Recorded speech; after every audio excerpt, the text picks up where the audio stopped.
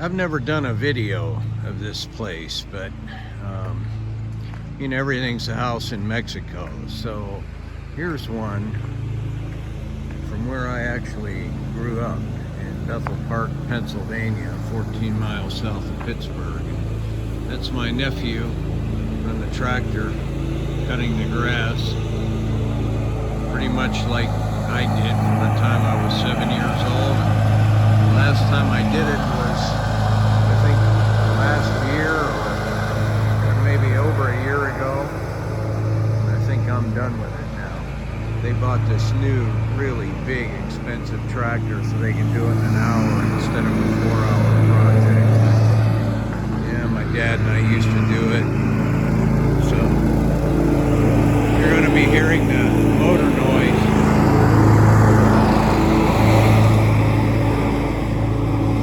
So you know, the two of them, my nephew and brother, they're contractors. So you know, they have the trailer with the tools and their sheds here and the dump truck and the dumpster. So they use this place for a construction yard. And that's difficult to do in a lot of places in Pennsylvania because of zoning. But because of the way my father bought this place in 1962, it doesn't have a lot of the regulations that the other properties do. Anybody else isn't allowed to even have more than a 2-car garage, and you can't park a truck. So that made it advantageous. So, you know, I have a bunch of stills of this, but I've never done video. And in 2010, we never had this property marked off very well. So my wife and I and my nephew put boundary posts. And there's one just ahead, if you can see it. A big green beam. I put something in so that we'd never have a Hatfield and McCoy's battle over property lines. And nobody's going to pull that out because it's cemented. So there's one down in that corner, one halfway down that side, one halfway down this side.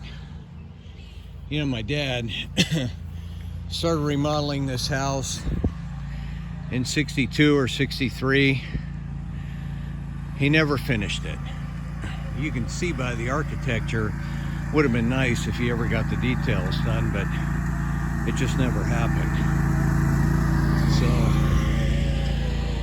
but you know, the property's a beautiful property, and I see they're actually cutting a little bit beyond the line. I'm happy to see that, because if you let the weeds grow here, it just takes away from the aesthetics. And they use the dead grass as fertilizer, return the nutrients, and then as well, it keeps the weeds down. And everywhere you can see here, there's poison ivy in there. And every year I'd come here and do yard work, I'd go back to California with poison ivy. So no thanks. I don't want to deal with an itch for 4 weeks anymore. So I did have a pad down next to the one shed where all these implements that go to the skid loader were stored. And now they have them up here again. Can't win. You know, they have other ideas from what I have, so I don't bother arguing. That house, you know, where kids that grew up with us in the neighborhood, that house is vacant now. But you know, they were our neighbors from the time we moved in 62, and talk about the Hatfields and the McCoys. It was a love-hate relationship.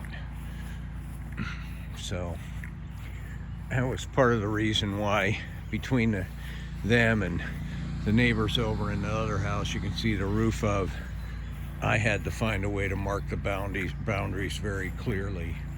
You can see that other big green beam post sticking up. That's the other limit of the property, and it goes down. There's another one just ahead under the tree you can see, and it goes down to the road. So and I'll take a walk here We're only into this 5 minutes. I try to keep them between 15 and 30 minutes so they're not boring. And every time I shoot a video, I'm doing it in English. A lot of people watch them in Spanish. Sometimes I do half and half. But you know, if the place were adorned like a lot of the properties around here, it would really be pretty, but they just do the minimum. You know, like these weeds around the shed never get cut unless I'm here for 3 weeks. And then it gets done, but they grow back, so it's a never-ending battle. So the plan now is this kid who's going to inherit everything, because I'm old, my brother's old, and you know, my mom's 92. Eventually this old house will be torn down, and he's going to build a new house up here on that level ground, that level patch. You can see just over the rise. And then of course where the house is now, that's all going to be filled and leveled and, you know, turned into a yard. I hope I get to see it in my lifetime, but you know, my mom's 92 and healthy. She's going to live another 10 years. I'm sure she'll break 100. And she needs a place to live. They don't want to put her out, so he's giving up on this for now, and he's going to buy a house up the street, which I think is a great idea, because real estate in the long run, much better than the market or anything else. So anyway, this is the bottom area of the yard. You know, and one year that I came back, I put a post in down here in the corner, because, and you can see it there ahead, that green beam next to the wall, because the neighbors were helping themselves to our property here for years. And if you let them get away with it long enough, then they get it through adverse possession, and I certainly didn't want that to happen. And this hillside, big bone of contention. You know, I've taken pictures and told stories about it in the past. Nobody ever wants to cut and weed whack this. And, you know, one year I weed whacked it, and then I took an old lawnmower and I put a rope on it. And I would lower the lawnmower with a rope. And I had it clean, looking like the rest of the lawn when it's cut. So I went back to California for the winter. And when I came back the next year, my dad had tried to do it, and he couldn't pull the mower back up, so he pulled it with a tractor, he flipped it and set it on fire, and that was the end of having a mower to cut this. But that was my dad. And I tried to get another one running, but we didn't have any old ones, and we had so many lawnmowers that broke that he would just buy more and replace. We had to throw 11 of them away at one time. So, and the property has 2 entrances. This main drive has always been here. It used to be a garage underneath, but my dad closed it up and put that garage in the back. And then of course you see the staircase that comes up. You know, everything here in Pennsylvania blooms, so you have colors and flowers all the time. It's a pretty place. And then there's the other long driveway that goes around the back, and you know, it needs to be paved someday, but I'm sure the kid's going to reroute everything when he finally builds here. I hope that in the meantime he is able to flip a couple houses and really put some capital together so he can do this without any debt. And of course, everything is going to be more difficult at this point, because we now have Biden in the White House. And you can see by this old sign that's lying here that we were not Biden fans.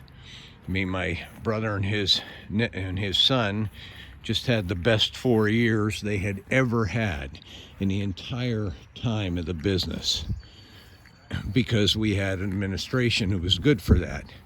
Now we have another tax king in, tax it away and give it away to the people who don't deserve it. And I just don't understand. Americans just don't freaking get it. So But I guess there are fewer and fewer working and producing now, so, and more on the dole. So I guess they figure better for themselves. You know, eventually they'll figure out that their salaries come from the money that other people earn and the taxes they pay. But yeah, goodbye to capitalism. On with American socialism.